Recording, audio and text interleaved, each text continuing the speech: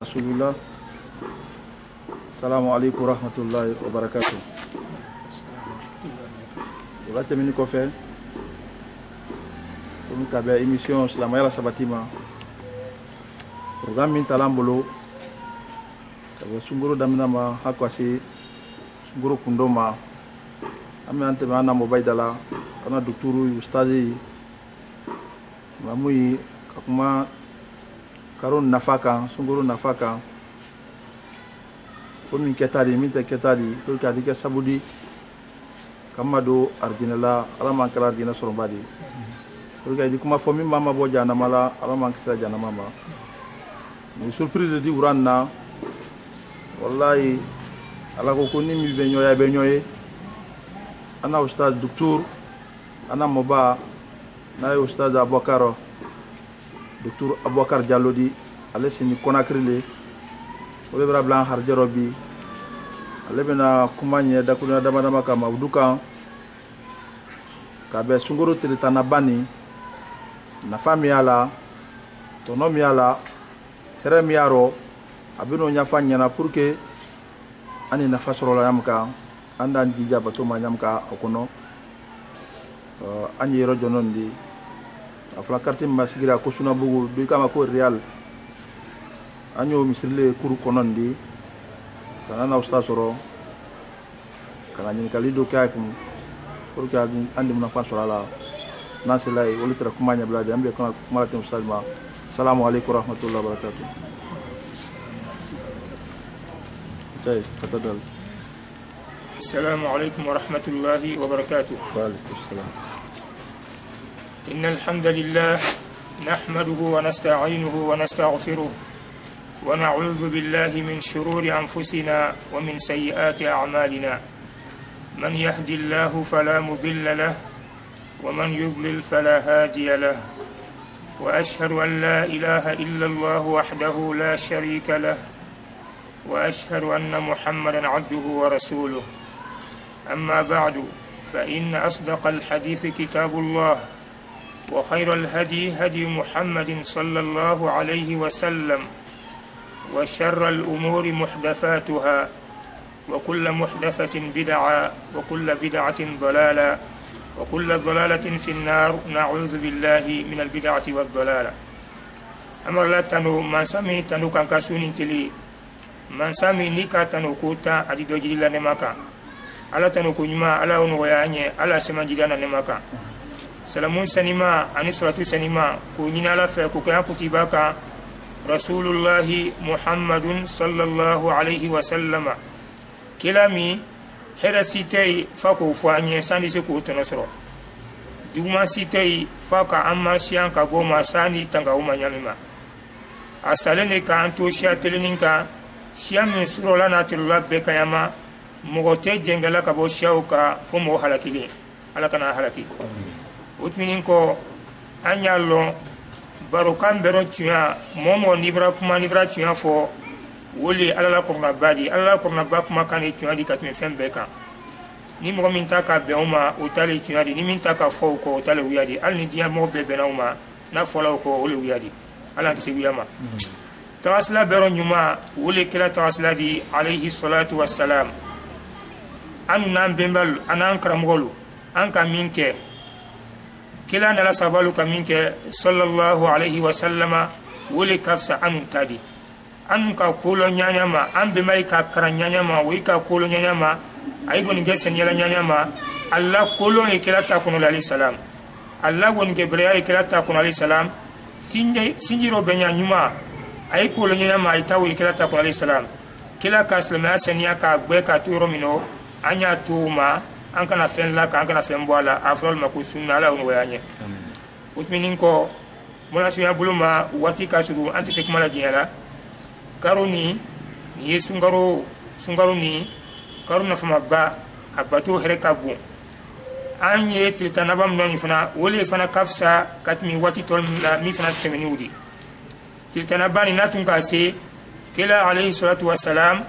atradi ala tafiroja okoro mundi ada mabo musulla kailma misilla adi iro be fana bato kama ki tija ki tatiri bato kama ale demi ala kunu ka sube ke sella ka sube ke alabatula dodi kala ko fola ka do ka kurna karana ka do ke sella atunde su kala ko kurla note o batu ala wonu wayanye sunin kono ko shambale ke to sunin kono a beta to kala sellika a bela to sellika seliwo anya lo seliwo kenya ka shamol bulo a kenya ro nyuma woye mundi wole kila na la sabal tira kala nyamma alayhi salatu wassalam wala kenya ro nyuma di sahih muslim kono jabir radiyallahu ta'ala anhu sabakani aka ala kala mayininka sallallahu alayhi wa sallama sillo bremundi ako su ila rasulullah sallallahu alayhi wa sallama ayu salati afdalu qala طول القنوت رواه مسلم وفي رواية أبي داود طول القيام أكو كلا عليه الصلاة والسلام سلي جوني كافسا سلي بدي كلا كجب من عليه السلام كو سلي من لوكا جان ولي كافسا سلي بدي ورو أنكنا وكرو أنكنا وتلبي مثل لموني وياسل لرناني لرلول مثل بلما دوني ياكل أنكرو ملتي بنا لولو ربا أفلادي كافسا mi ye jinjam bakala wele kafsa ni kana tarawih seliye ani qiyamul layla be silkele wole di dole tala kabla sulabana ani keleni ni ka yebi adam na ni watimna ni ko yesebe kono ka anta ye ili kabako yaki gulla idala dolla safo seli ani nafla seli mume atele kelem bola kabana ko dano dide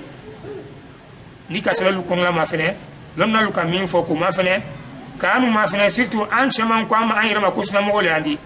sina mo koro mundi ala kala alayhi salatu wassalam alayka mi mane ka wolima ala ka kala ba min tikana amma muhammadu sallallahu alayhi wa sallama o ka saka bayro mi no ne fra dan to yini wolto ko sina mo ala on wayanye oronika ye tarawina ni watimna adam na yiro mi no saballe ka kala yesilla misri kono alayhi salam ay ka kila yesilla minke ay ki lo kila ko fe ki seli belo ka kila seli ke nyalo be ko lo ate sella le fuka sinafa funna aisha radhiyallahu anha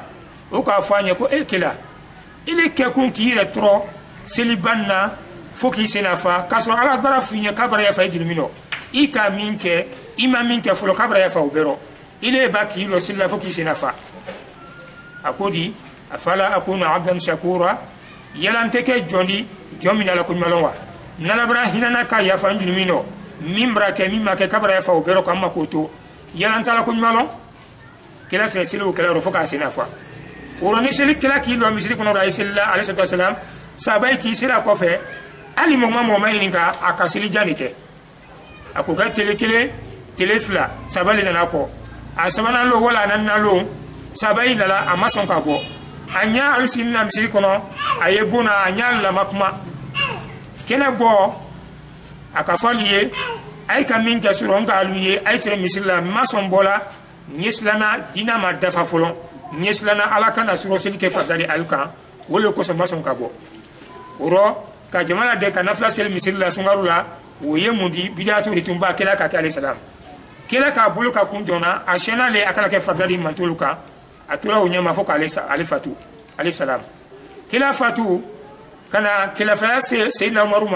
ibn al-khattab radiyallahu anhu alaka mughalla da misikno kalma min kilim bla al-mife amami al-lasili akama mil mafene mo wasaba ko lame do dala kalman doni do tay tema do dala smama min dala smama akoma ko aya mo ayo kala lokele min dala kalman doni akoma ko aya mo lolu min dala kalma katin dawka akoma ko aya bisma ki yokra ayon fam ko sibede anda kramo ya dille kana lokele no anyo mayninga woro nika kitabu ma fene idaye sayyidina umar ibn khattab radhiyallahu anhu akwa no milma ay kana mogol batul go mogolla ay sella fagaya ay sella sunya ay kana mogol toro sina moro kelem ko kay kana mogol toro cho o kelle ko ay aya bisma kana ay ara mo andulu kana ay aya mo ankara lokele no o naflo ko ka sella fagaya akoro mundi kila tresel jamba min kala sallam fuka sena fa bete se ola aya la sunya kono aya ke aya mwan lololu bi saba una nyongolu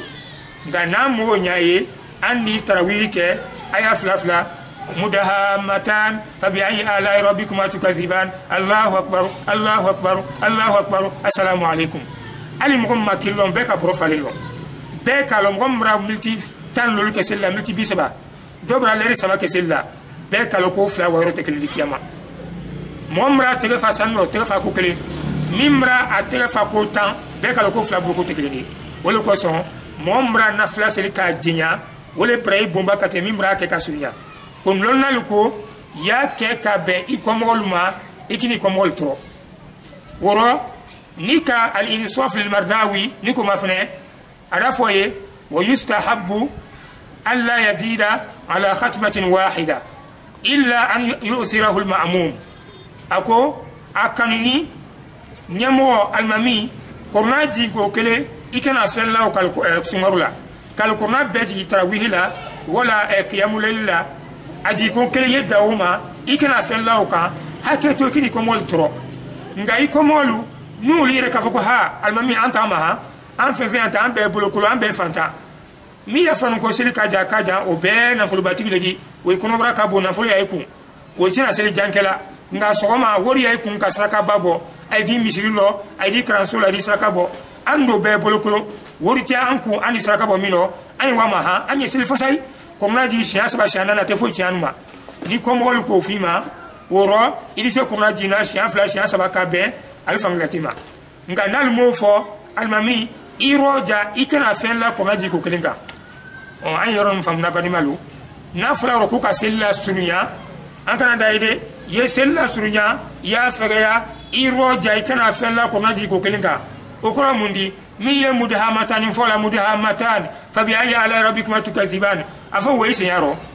weyse tek marode aye sella sunya aye hina moyla ay kana moytro aye kuma ji shakelen pe ani aye sella sunya aye hina moyla ay kana tana temenke ise ufla kuma kleniki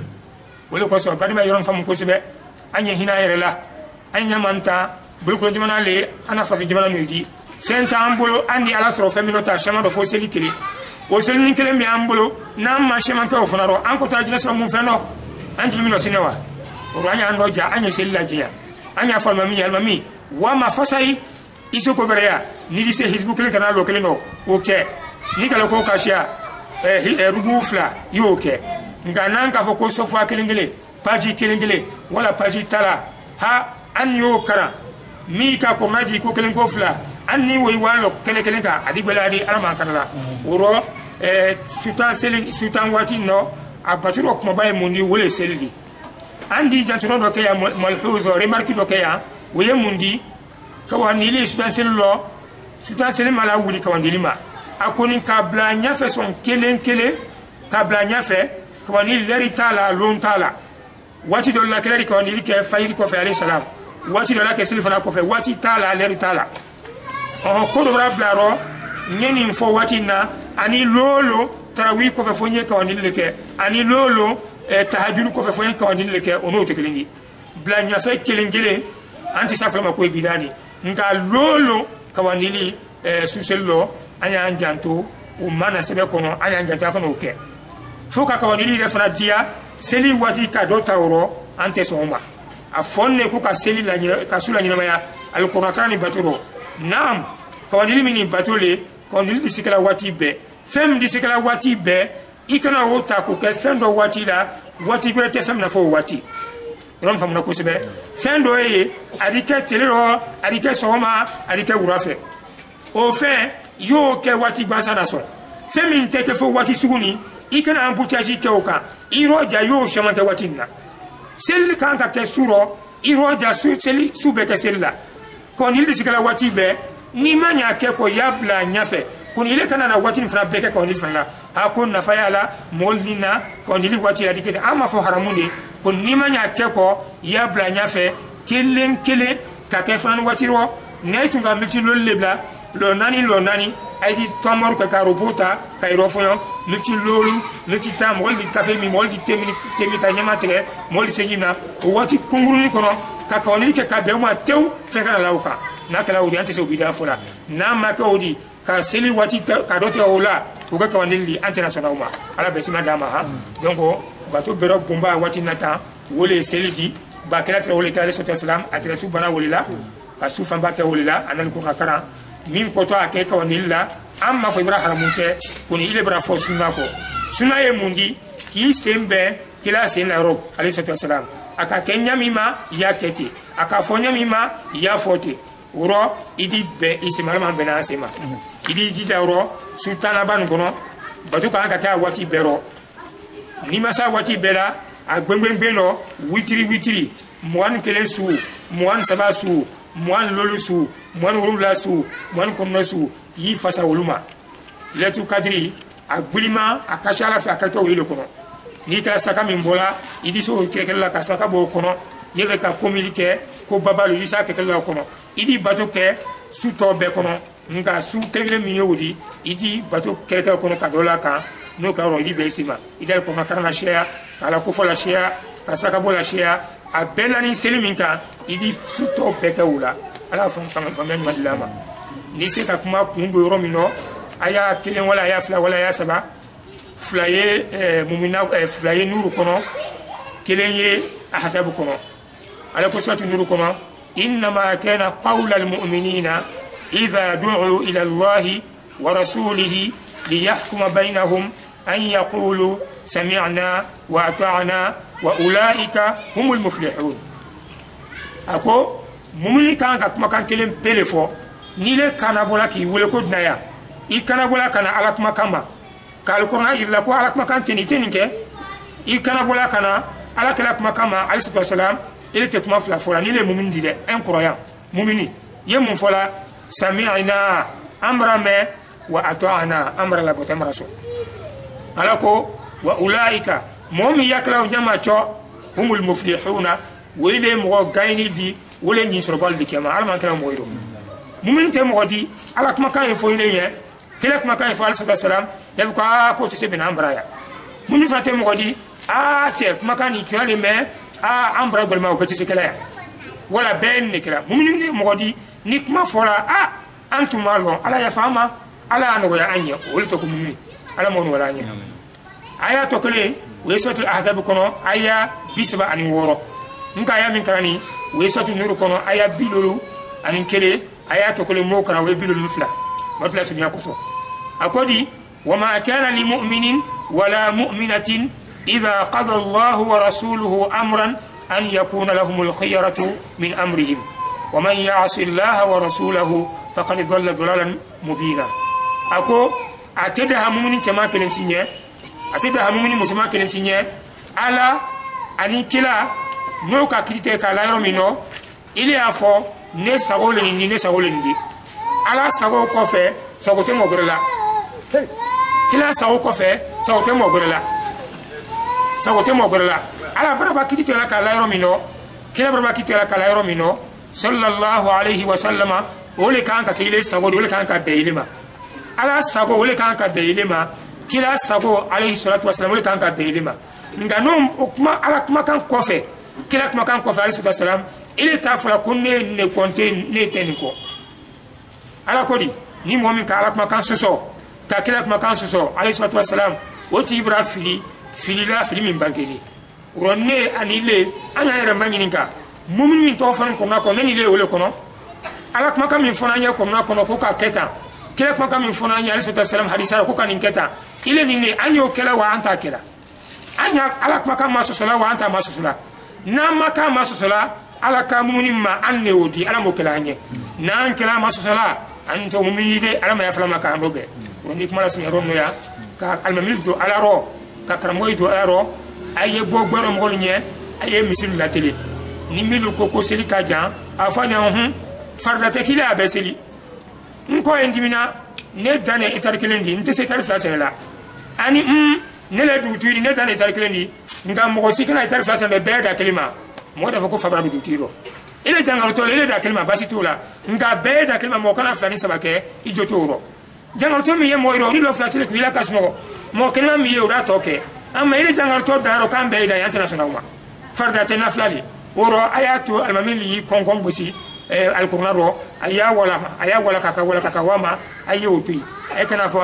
almami le sey sunya la sel ka ja sene ke wati le de masin wati le ile min wato de mano ile wa min te wala de mano we to misli kono we ala batuke nda ile moto de mano ko ada man barake ile kana kesa buri ka mol kuna buya moy kan ka milliard tansro ile ay kuna buya ay ma fefe so fo million ke belolo be kono kala ko tisi kala ro anya sel la jinya wole kai nga la jinya ko jugu mini mol turanga na kodi ro anya lo an kana kesa buri ka mol la bono anya almami bla daharo ka fonya almami anyi ko na jeliye ko ma beji fo shata anyi ko nan ko ko almami di la fal sello alama fala makankara alama di miya fala alama kala moldi midi makana me katu asabako ala kana ke modi mi ente gbadi andirlim ni la koroma afana te bolani ka anda ka piya kuna gwatu masul alama kislauma rabbana atina fi dunya hasana wa fil akhirati hasana wa qina adhaban nar ربنا لا تزغ قلوبنا بعد إذ هديتنا وهب لنا من لدنك رحمة إنك أنت الوهاب سبحان ربك رب العزة عما يصفون وسلام على المرسلين والحمد لله رب العالمين. السلام عليكم أستاذ. وعليكم السلام ورحمة الله. أنا كرامول دولي أفولا yang ko na fora ko maulidi e bidiya le di ko an kunti kisi ne ma ko ma sutan salike ko fana e bidiya le di ay ka ali se mon fola o kuma jabi kasu ngari samu fo kuma da nalo sa udi kuma o jabi maulidi e bidiya le di kila ma ka alayhi salam ala sabana la shay'a mo kilin si ma ke kila ko alayhi salam fa alaykum bi sunnati wa sunnati al-khulafa'i ar-rashidin ni aluma aye blane tagasla ko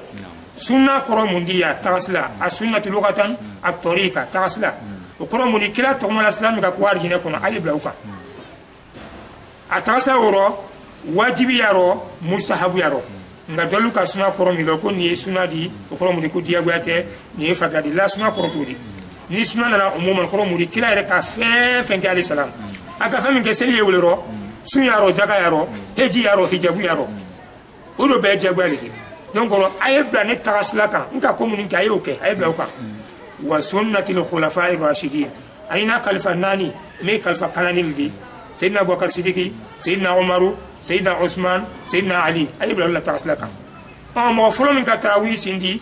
wole sayyidina umaru di we kelendi afana ka ko ngonya ni mo no ma mo min tamina bo ka ko ngonya kila ere ka tawi ko alayhi salam abom kala ki selim si kono ama fo ay na yan sila ay na mo fo de aki selimin ke moy ka sel ay ni ba ko fe moy ki bam ko fe ka sel ke ama mo fana gbe udu sa gbe ma fo le ko he nte sel lan nte fe mo si sel ko fe mun ka ilo sel lan ko fe ama fo ko ro moni al iqrar usul fikri la al amru wan nahyu wal iqrar nikla ko ay ninke ay kana ninke aka kuma minke wala ka bara minke wala ka iqrarun ke ko min kala ina ama mo gbe ka mama akimaku o bɛɛ fɛ ko sunna o bɛɛ la sabati la a k'i seli min kɛ a k'i seli a fɛ a ka ikiraru kɛ k'a la sabati a ma i bɛɛ kama kɔrɔ mun di a bɛra dun a ye seli lon fɔlɔ o kɛla ka lon filanan fana ta kɛ sabanan wala naaninan a ma sɔn bɔ la a dun fana b'a fɔ a ye ka min kɛ wolo a kana ɲɔgɔn kɛ o kɔ a m'o fɔ a ko ne silanna ni ka continuer ka a jidi ka kɛ waati bɛɛ ala kana kɛ farida di alu kan an bɔra ye ko ja tarawih kan ka seli kiyamu leyili mais aslan le nan ka ke akala ke fadale ko saslana o kuma asani ko fe dina bra dafa de kama sa folon dina bra dafa o ko se sayna mar bu katabra de la anhu o ka mo lade kila tsala minye aduma nya ko ka ke nga islan le akala ke fardadi amantuluka ni min ka de sa masa kala ko na ko gosro baye ko le famu ko do e ni ka ke di bra isro o to ko sunna al mustahab ko do e ni ka ke di bra isro ni ma ke idi ko gosro ni ka min ke di braiso ni ma ke kungo tala wala mustahabudi ni ka tala kama idi braiso ni ma ke kungo fo itima nga doni ni ko ke di braiso ni ma ke itan kam na kiyama wala wajibi di an ka ke min ke wuri sabai ka ke min ke wuri diaye ashara munye ni sabal tun ka continue kan akana ke sensine di wajibi kono mo ni lomi ni mi ma se kana misila kana ke ibra tonta atra shara minye ala ko al yawma akmaltu lakum dinakum واتممت عليكم نعمتي بمراجنا دفا كدالما مرانما دفا لوكا كوم الاسلام ابرا دفا فوتنا لك اوكو كوم الاسلام ابرا دفا ولو سيدنا مروكا على سبتي كو كوراته كو كورمان كلا كامين كلن فيلا سباجاتي nga ma dumaka ikum dina bra dafa aduma tranye a chantre kum ya kum tetu ba dina ta fentana la dina ka ko wala ko saylo ni yake ko sayna umaru ka ke saba fana bebe nama usulu fikiro ijma'u li aqwal hujjaj tartibul adilla ijma'u li nyefe ijma'u ya mundi saba kele fendo ke bebe ama mo sima solike wala lonna kele yake bebe ama mo sima solike o karnu ko no o faruko ko no o génération ko no o siècle ko no adi fawma ko ijma'u mi on le fa ka bokati de luateka ba ali kurna ya na fola adi fa ko lonna do ka fota do ka fasalita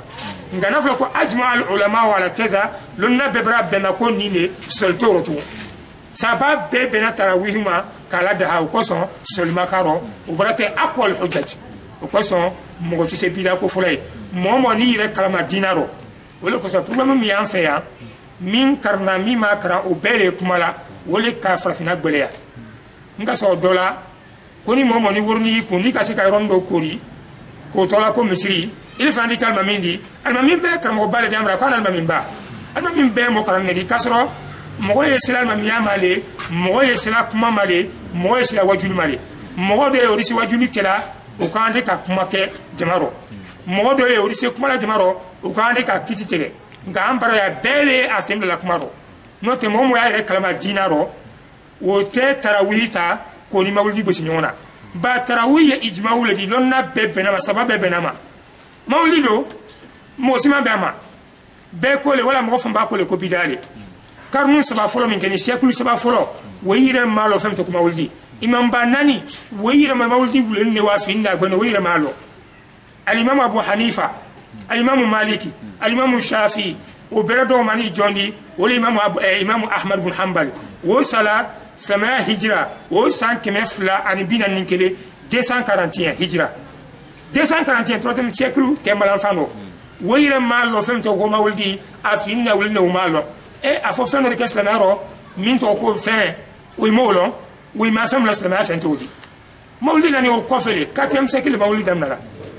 donc mawlidi slama fin foidi ana lonna mitimini mamba nani abu hanifa al imam abu hanifa al imam malik al imam shafi al imam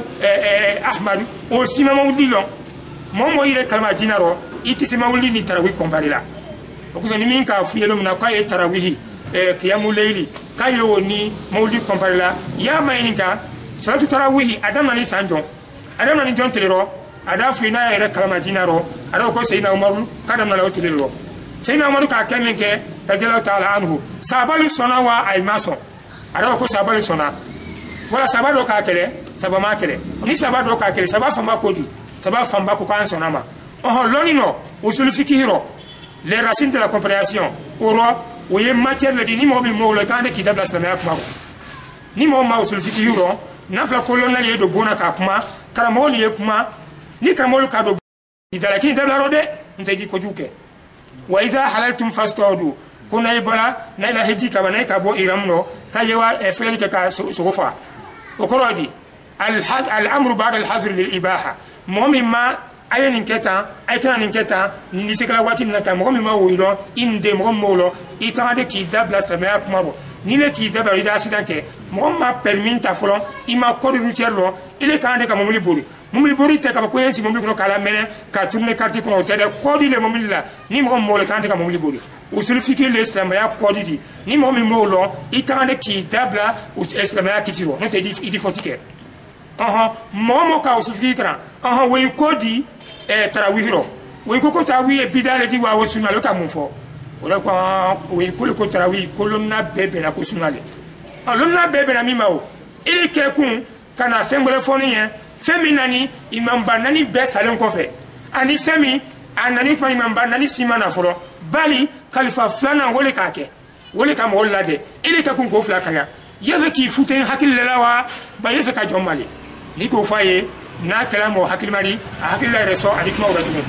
na ma ke hakilmadi adikma la wanyefe ala ma bena sima wala ka kuma la sunya mawlidi bida fi manidi bida wulemane bida gbemane imam banani anala shia asima ke nyai mayini gala almami samori touré ala avion borla ala piloti ala miki borla jonka tolo almami samori avion trablo na tre gerke ala gerke avion jonka piloti tolo ayi ngal ke journaliste aye bemen gala gine kona ni mo min ka tolo ayena inshallah taala million fla ayem bolo kana tigma million fla ayem bolo kana tigma imam Almami Samori Touré derka je min tira bolo ala miki o pilote o chauffeur o pilote o burla ni momin ko tolon ayena million fla ayem bolo kana tigma din do dafuka kamo ke din haklima do ko kamo ke yalaw imam Samori Touré miki tira bolo wa avion tira bolo wa avion tinta bolo a fo ko avion burla to avion te ka bolo folo avion te mo bolo o l'avion burla to di lo wa abraba avion tinta bolo ko sa avion burla to malo imam Maliki ama maulidi ya nyala ko sama sabala kitabu kono maulidi tanya mai atala kitabu kono imam Abu Hanifa ama maulidi lo awule na finni amalo o ko sama fo maulidi tay ama ko sama fo imam Shafi funa o nyama imam Ahmad o nyama we sima fami lo an ko bomi shial la ko robeni sabani nalu mil ko sena Bakar Sidiki ko kafiri ko sena Umaru ko kafiri ko jahannama de sena Usman ko kafiri ko jahannama de momi ko fo afral ma ko shia mi ko kila furmuso Aisha radhiyallahu anha ko sunguru ba Hafsa radhiyallahu anha kila furmuso ko sunguru ba cho mi ko fo cho wili to ko shia wili kama wili damna Fatimiyuna al-Ubaydiyuna mi te Misra wili ka mawli damna Ubaydiyuna wili ka Abubakar Nablusi lonna bele komi lonna baro di kayasa bandi yam yi fam wol bulu du kono ka wuyal fo ado korobo mo ni ay kan lan na de wuyali ay do du kono ay ka mun ke Abubakar Nablusi ay ka mun ka kenema bulubo ay ma fa de ay ka mun ka kenema bulubo ka so ka fa jonko ke shial ko ke momi ko ke cho wile ka mawli damna o ko so ay na karamo do ko ko komi ko juutaw an kala shial le ka damna komi kila kan ni an fa te daro o iso la ka daro semi damna nyaawodi dina le odiwa ni min kala ila ko nyani mba wole ka fala ya fayma iko ma ko breke mais ye oni fen comparer ko ni fen suma semi ni khalifa brebe Seydina Umaru ni sitana ka Seydina Umaru islam ka hadisla la ko sha goreka o ka femi damna ele o comparer o sekala donc ro mawlidi atebebi atebesin daliya be mantala afi mantala wuli mantala fen fe bo mawlidi ko ni kana mo kebe la asme ko kila dbarnya wallahi afma be wiya falali innal muhibba liman yuhibbu muti'u momin dmanya yola batulali ide min dmanya no ko kon fakiyen sama na se ya sama la beta sama la wayin ka fonne ko ka dembe la kanya ni ka ale sama yede be fana sama nga ite ka jila nyala i muso min dmanya na ko kon sama ya sama la beta sama la ni fa fana sama yi muso be fana sama mais momin dmanya na ko kiye yele ko konte na ko kiye ya ko konte afo tira din ya rapote on est ko kala dmanya mi ye mawli ka ko kala dmanya islam ay sawra ma fene ba ay sawra ma fene kila mfitra hijabul rasul sallam falamma ra'ani arafani wa kana ra'ani qabla al-hijab bukhari kono ko ce kan yeminke aka lon ko aisha tule ba tumranye koroma kabri hijabu ay maji fulo o koromuni ko ja hijabu ay jinin ko amanye ko ote kila mso sutra netre ni mo ma o famu ayo to daro bela otoi akodi fasta yaqastu bistirja'ihi aisha akilla kasnogo ba kala dembe brawa kato ni mo wala kito alima kesfoto mari illa mo te rom illa nalumi ya riba ki kosi ay no radiye na sona aleki illa kam wol ma ko nasno wala jewna ko fe kale ye te ko inna lillahi wa inna ilaihi rajiun akabala mke inna lillahi wa inna ilaihi rajiun o foto mankanka aisha la kunu istirja'u lawdi fastayqastu ne aisha kunna kabla yidiro bistirja'ihi kamren ke ka fako inna lillahi wa inna ilaihi rajiun kanila kunu o kamin kala fa khamartu wajhi akoro de rabkano fa khamartu wajhi nga nyadatu kila musul nyadatu ne tira alayhi salam wajibi le wajibi tanyo betoy o be kala wuledi kila dma ile ile wajibi kullu ya farda kullu mu'min dma ni message ma mo gomnya wala ronaldo ma mo gomnya na numéro 10 bala koka yalaw message ma mo gomnya message afla ko farda kiyas le numéro 10 message afla mo lié ngo ala nya ko jule bala kala ote ni kala dma ile nyaw alayhi salam am fitra hijab lo ka nyana tu ifatim sunyana tu o ali mawli kala ayam se sutran no sutran te kele ni kala dma kilinya kala bo mo situn ka boni kafir islama be kala ko kala mo situn ka bo alayhi salam ni kala dma kilinya ika ki mo siblawa ika ki mo silili boye mawli kala famba fle a famba be mo silinde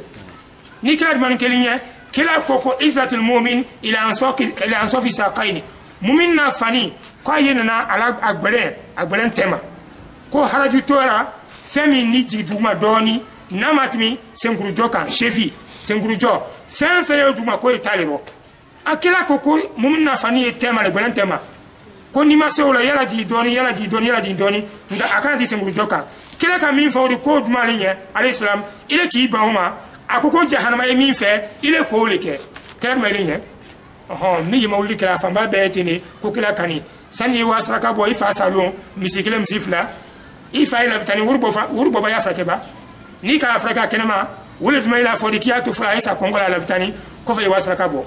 mo min ka fala jangoro frake wole kafsa wa do wole ko wa ba minki ba fa frakela ka fa to isa jango kongola ko fe ko atroba flabe ko ay do nyina o fa do be usula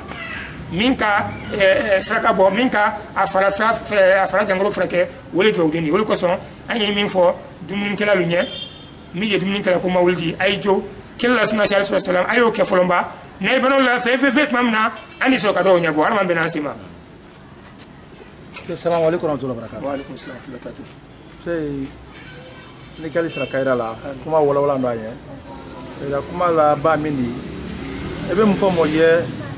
momi keto suto la ban kira sunola kuni sundo na ala ku formation vraiment ka sundo ndron kumra sundo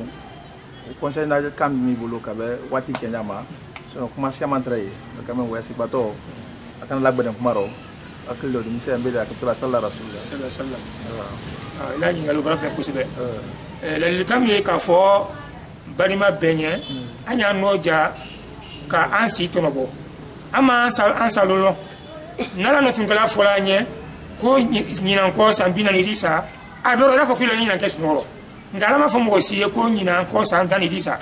ile mo disa biwa isa sini molo iro ja yetil dana bani ya tonobo ala ko fo ani alquran kara ani silla mi fra itikafu nala ka itikafu no yeli itikafu ke uye ko bari kila ka minke amabla feu alayhi wasallam aka itikafu ke asimu me afana salen ko alayhi wasallam am musul ka itikafu ka akofe itikafu le ki blofenta ka ma misilla ala ko fola ani selini duwula ani ko nakana itikafu te ye misilla ida barobero itikafu te ye misilla facebook whatsapp ni message belen ka lo ima ko belen mi ne diso kela nga ye misilla ida fere fem pri foro ka fe songo fo jelle wafla wasba itikafu koko ni dorurate ile ka ne kisinda wo ite wala subonala ite wala sangafola ite wala jangato fola ye misili kono le kadaw ite bola fo fementi se kala misili kono fo kenema ili bolela fementi se kala misili kono ile te bola kanma kuke itikafu lowdi o mi ni mom kuke idi bray baso ani me fla barimali ayro da kuke ni e barada kuno barami ile garden di misila goloma surveillant iti se bola ronno wala yelo kolmetir le di ila service croissant il se itikafu kala iroja watila kolona yala kufaka kashia astaghfirullah subhanallah walhamdulillah wala ilaha illa allah wallahu akbar wala hawla wala quwwata illa billahi al-ali azim ala kufaka kashia ولله الاسماء الحسنى فادعوه بها وذروا الذين يلحدون في اسمائه على توقع شيا اي لا ولا توسن مالا اي سمو مغلا مولسينو مومي يدولا كي جني على توقرو على ادلا توقفو نما فكو واتان كلي اني كلي ادينا كما روفو اما فونيو ميما دام ما بلا ادو فولا ادي جني نو ماكي على كولي والذاكرين الله كثيرا والذاكرات مومي على كفر كاشيا تشلو ani momi ala kufala ka shia musullo ala makote tisabiala ya fawdron ala makota jatiala jatiami fulanye subhanallahi shabi subhanahu subhanahu ko fe o imanshia ile o fi bulola o masati sabiama astaghfirullah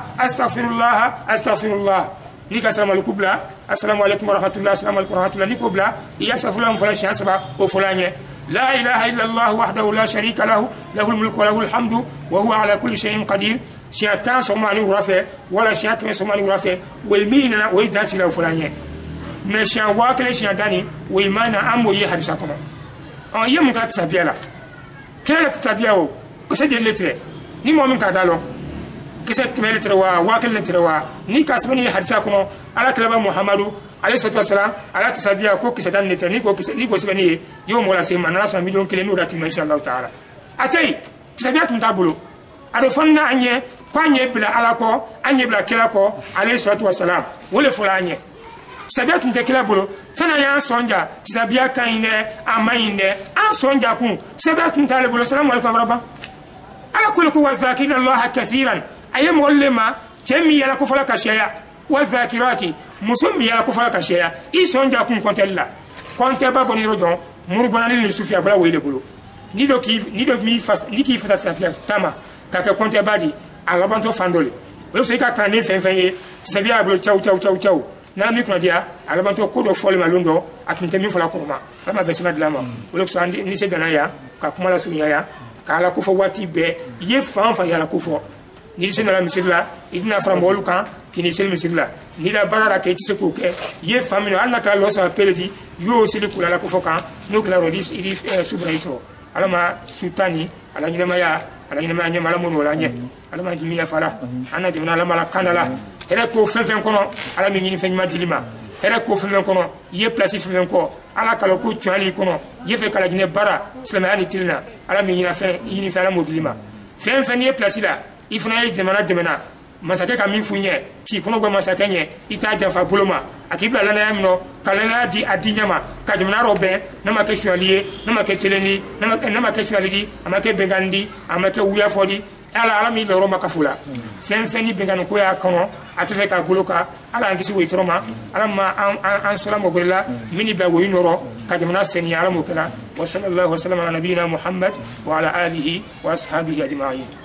Comment il dit la numéro fort. Salam alaikum warahmatullahi wabarakatuh. Wa alaikum salam. Wala tele abeloma ko na ambare make ka fayam kan. Ibi ira fo moye sey to wodi. Je sinimi a secteur dona ni ka banki la numéro ta ka di moyma insala melo akatula sallallahu alaihi wasallam. Wa ntoka docteur Abubakar Diallo docteur Suleiman Yangado abe ko lo sirin galodi. Docteur Ismail Koita abe ko lo sirin galodi. Docteur Isa Jakite avec le Sénégal aujourd'hui ani wo bele ka kange fangele jeme semela Madina agbembe no Docteur Isa Jakite ankara mole wo jan wala bila ko isro jeme semela wi ka kulati hadisim ke to mfana kulike ana kamo ke ba ana imam ba Sheikh Fadilatu Sheikh Abdul Karim Kunate ana imam ba uka kulia min ke to fakulté min ke hadisa uko min ke Madina to mfana kulike nga docteur tawliro ni mo karna Konakri Jamatul Imar nyemo karanke lay université Imar université son fona nyemo karanke la magister de nyulu karnay ani doctorat nyulu karnay bo kanga université fana la ni mo karnay fana ani karanso musen gole la nyemo karanke la haja kanube nyemo karanke la Konakri ni sigini cimenterie la fofomre na numéro le 623 77 22 51 623 77 22 51 arriva numéro oui 662 88 9503 662 88 9503 pour le Seigneur Muhammad wa ala alihi wa sahbihi ajma'in. Jazakumullahu khaira jaza. Barakallahu fik ya Sheikhana Ustaz Dr. Abubakar Diallo fi Mannatu Konakri. Ambe bela deni fula ay bayra ambadi malula ken muso